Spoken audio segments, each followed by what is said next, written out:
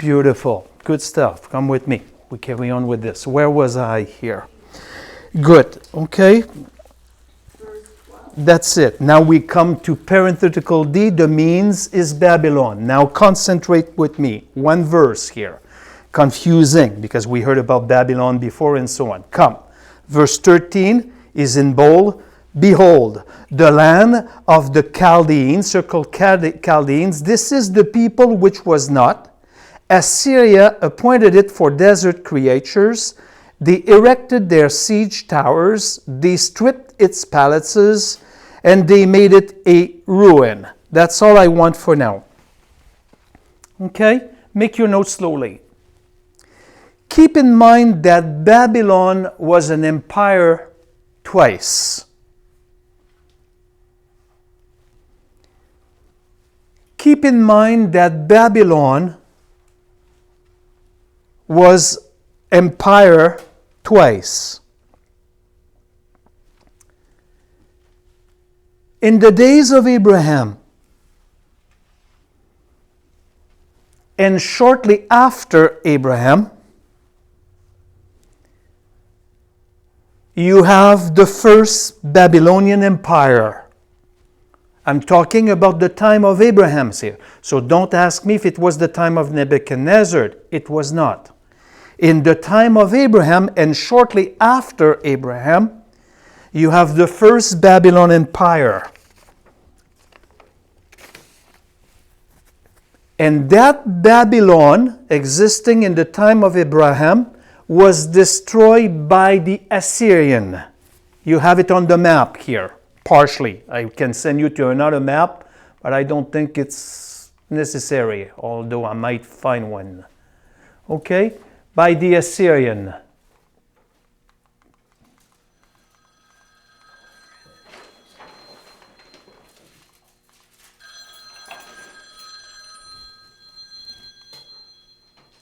I don't have Assyria. Okay, it's basically Damascus, but more to the right here. Okay, it was destroyed by the Assyrians. Then, with time, continue your note, the Assyrians became an empire.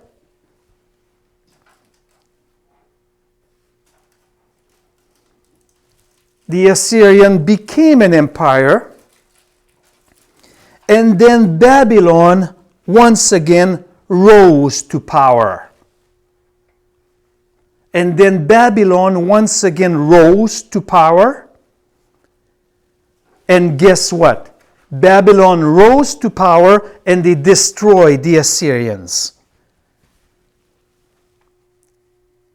And they set up the second Babylonian Empire with Nebuchadnezzar.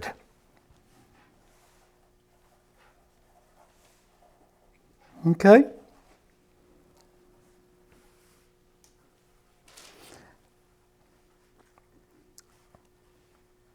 At this point of the prophecy of Isaiah, at this point of the prophecy is given,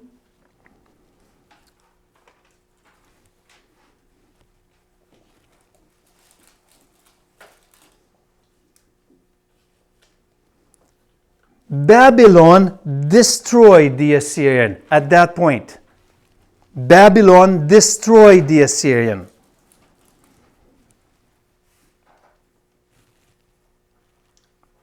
And now they will destroy Tyre. And Tyre will become ruin.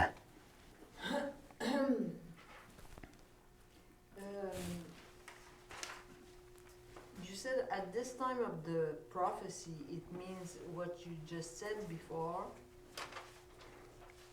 The means of destruction for Tyre will be Babylon. Is Babylon that once again destroyed the Assyrians? Correct. Correct. Okay. Destroy the Assyrian and Tyre. That's the punishment there of Tyre. Okay? That because Tyre will be destroyed. As I carry on in the next 5-10 minutes, it's going to come more light on it. Just make your notes one at a time and it should be okay. All right? destroy Tyre, and Tyre will become ruin. The conclusion in verse 14. Wail, O ships of Tarshish, for your stronghold is destroyed.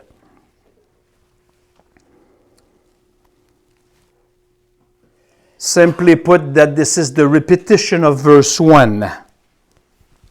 He repeats verse 1. Wail, O ships of Tarshish, because you are destroyed.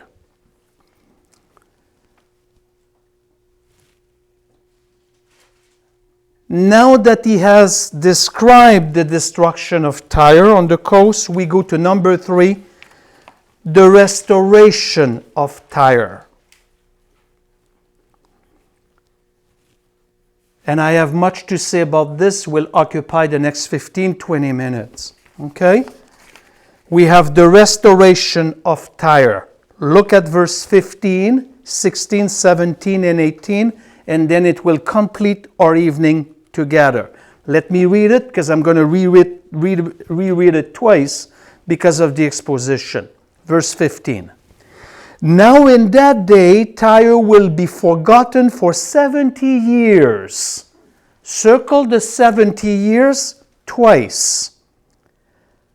Like the days of one king. At the end of 70 years, it will happen to Tyre as in the song of the harlot. Circle the song of the harlot. Take your harp, walk about the city, O forgotten harlot, pluck the strings skillfully, sing many songs, that you may be remembered. Circle remembered. It will come about at the end of 70 years, circle the 70 years, that Jehovah will visit Tyre. Then she will go back to her harlot's wages and will play the harlot with all the kingdoms on the face of the earth. Her gain and her harlot's wage will be set apart to Jehovah. It will not be stored up or hoarded, but her gain will become sufficient food and choice attire for those who dwell in the presence of Jehovah. Circle for those who dwell in the presence of Jehovah. Ouch. Here with number 3 on your outline, the restoration of Tyre, there is a change in style in the text. Now Isaiah goes in prose instead of Hebrew poetry. He's back to prose, the normal way of writing.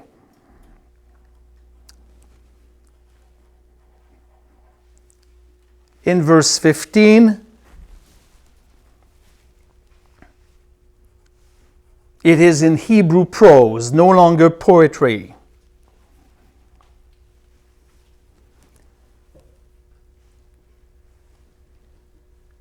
In verse 15, after Babylon destroys Tyre, Tyre is to be in ruin for 70 years.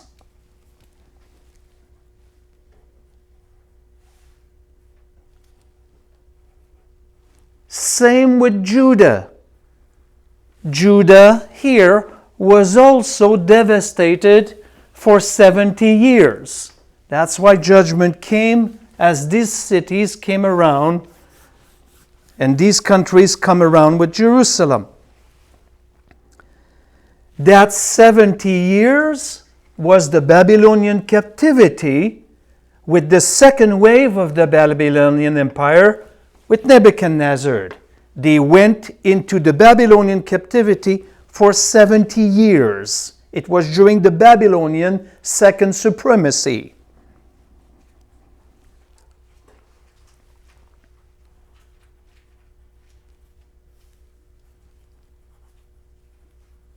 It was in the Babylonian second supremacy, what we learn in the book of Daniel and so on, together.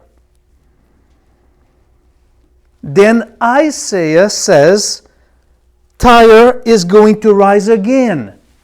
It goes well with the issue of the tale that I told you. It's going to be rebuilt after 70 years.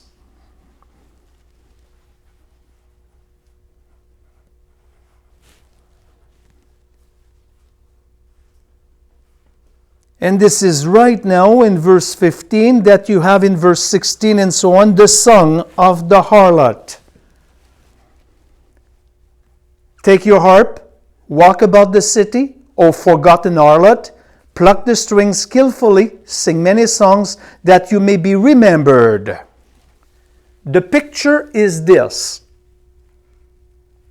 The picture of verse 16 is this. Tyre is pictured as an old prostitute. Old in age, prostitute. Forced to return to her old trade.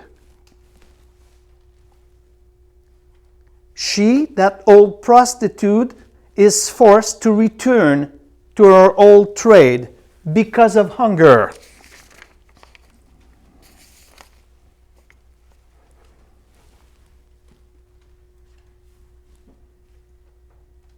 She goes again.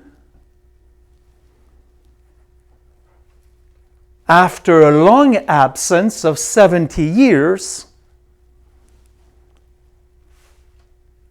she is pictured as going again, trying to attract the older clients, the former clients.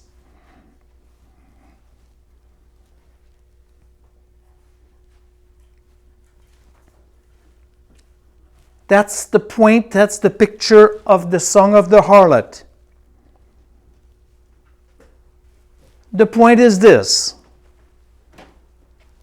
that after 70 years, Tyre will play again a major part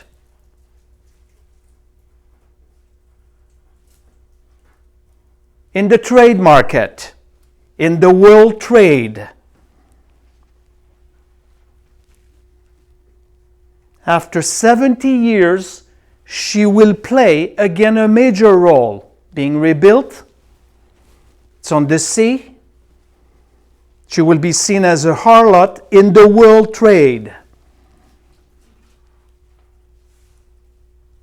And she will regain her supremacy.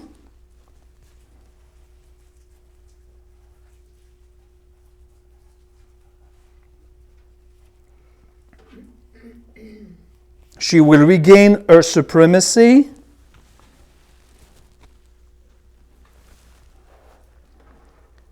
And she will be able to do merchandise again.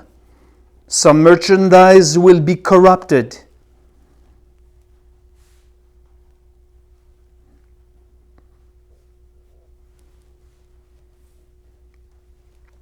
All right? What does that mean, the merchandise will be corrupted?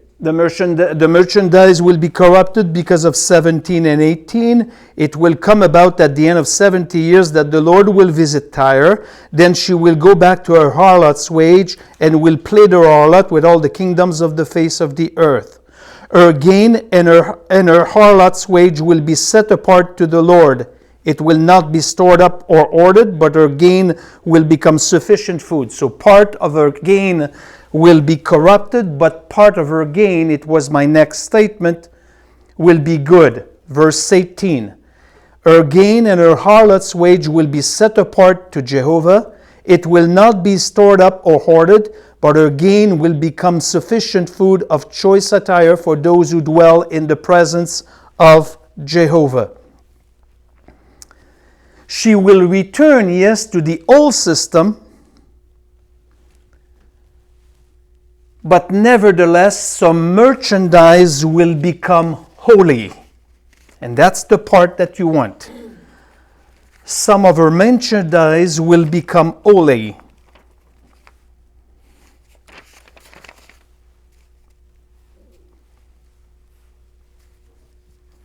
And some merchandise will be given notice by God. 18c.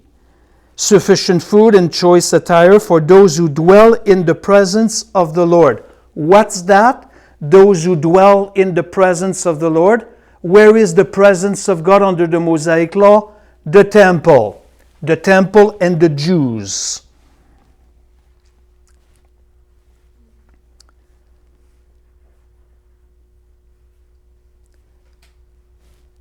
the temple of the Jews, or the temple and the Jews.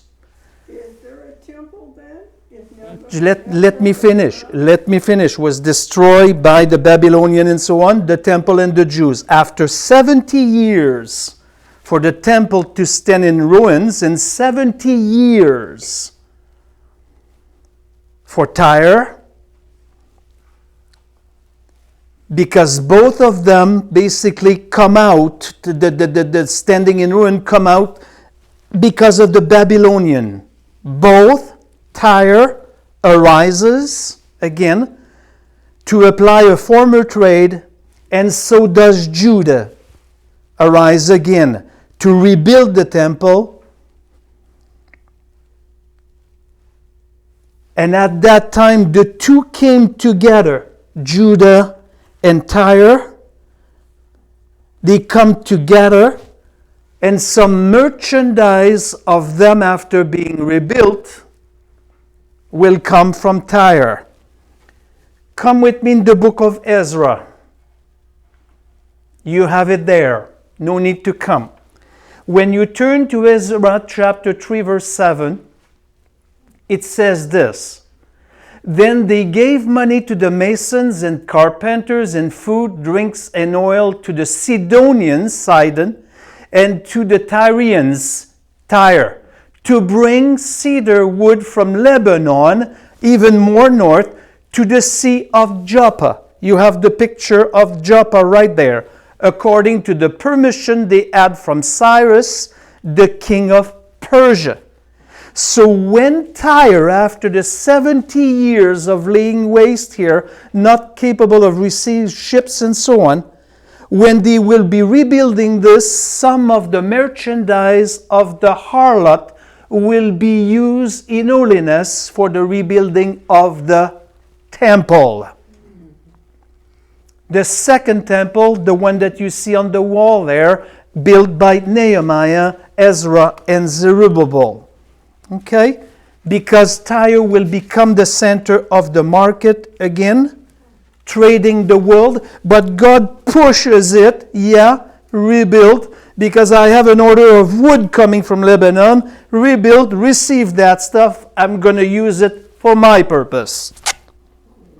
That's what you learn in these books. I wipe you out? Good. God was the cause of wiping them out. We saw them in the first part.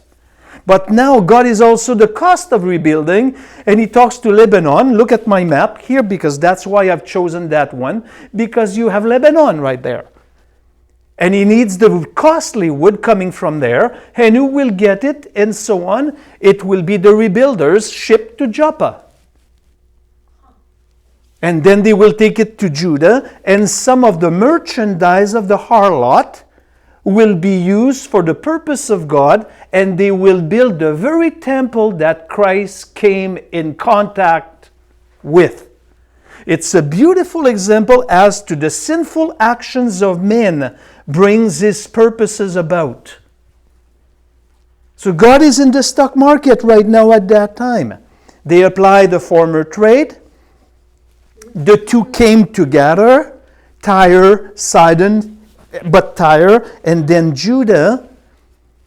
And when the Tyrians, Tyre people, will again become the market of the nation, they will establish their trail over the word again, but there will be goods from Lebanon, the cedar of Lebanon,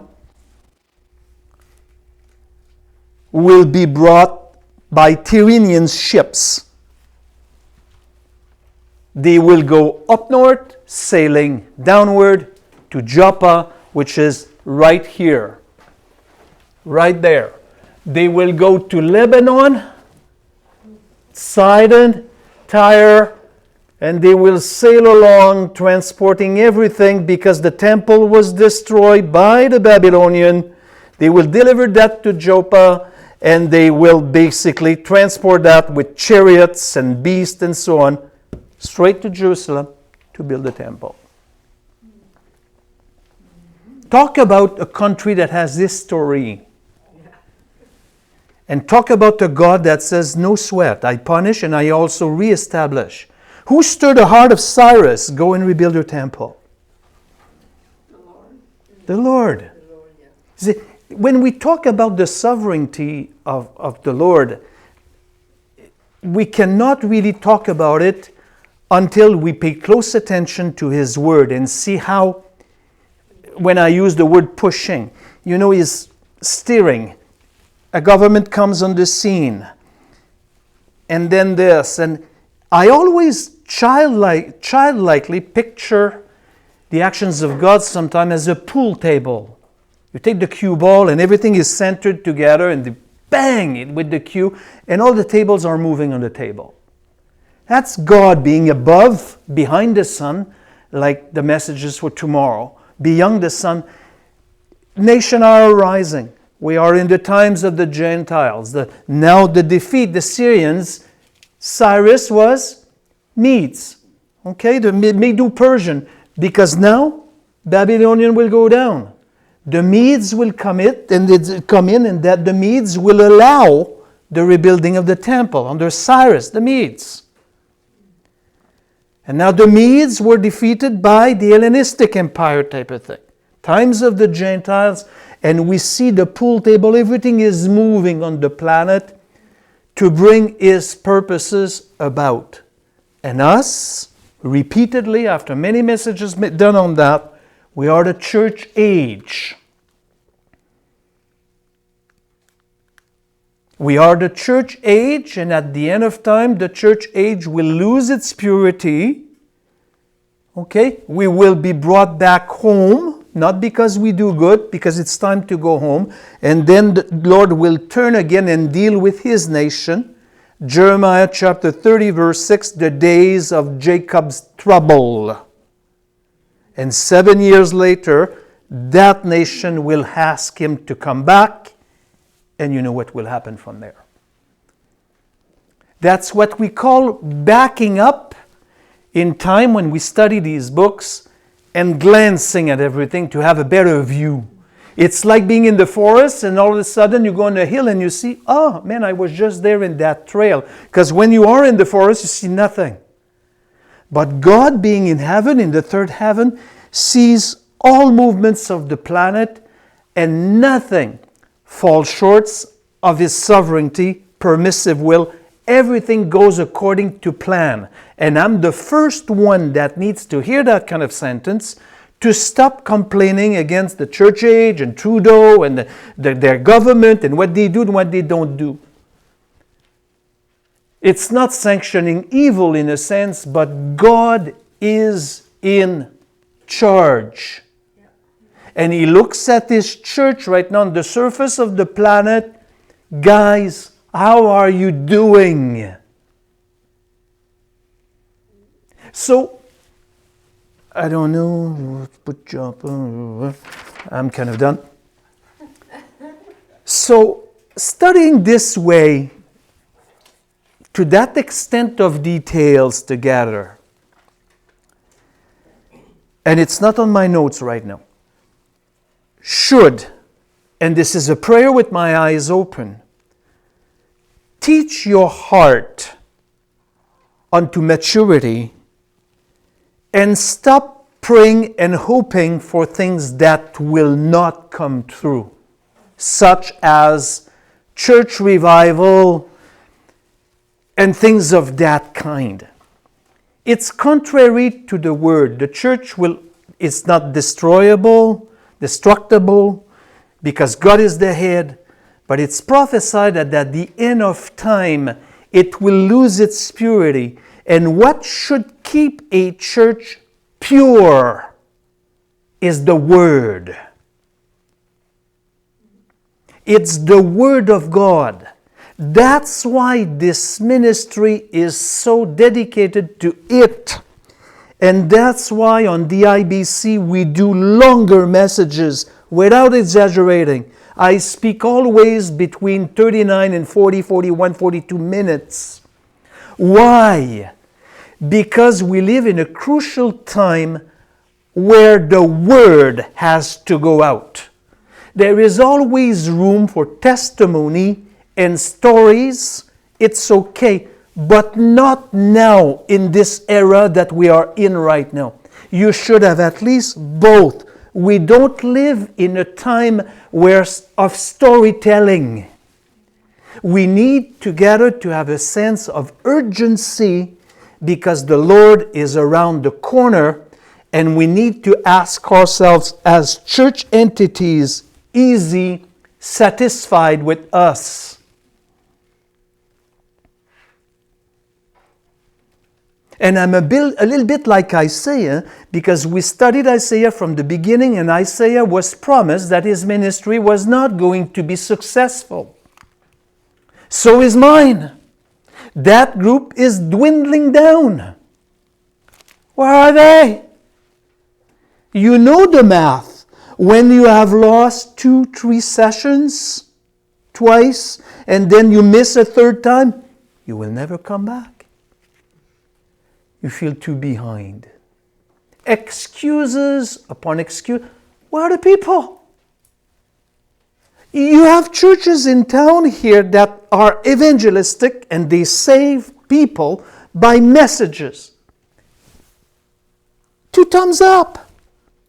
Who is going to disciple them? 2 thumbs down. Who is going to ground them in the Word? Who is going to do it?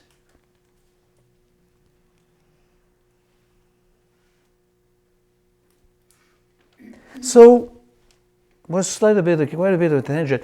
That's the beauty when you make the test again. I'm asking you a favor. Do a test with yourself again this summer. In 3 weeks, 4 weeks or a month at the most, we stop. I would like you to pick a chapter of Isaiah. Anyone from 1 to 26, because we will probably leave in 27. Store your notes. Don't go to your notes. Okay? Store your notes. Sit on the balcony. Good glass of white wine. You put a rock of ice in it. It becomes very cold. You enjoy it. Read 1 or 2 chapters. You will be surprised. You will be stunned at what you will be understanding. You say, yeah, okay, I remember this. The Song of the Harlot and so on. That's my prayer with my eyes open. It's your work, dear beloved, to pray for yourself as much as I do, that it may come in here. That's the message of tomorrow in chapter 5 of Ecclesiastes. That what goes in here may sink down and stay within the chest. We call it the heart. I love you. God bless you. I'm done. I'm done for today. This is that you don't want to miss. Now, I'm not going to say invite more people. You won't, and they won't. Try to invite one. They will not come. I'm so negative, eh? But I know one thing for sure. They will not come. Invite them next week. The little apocalypse, the little revelation of Isaiah.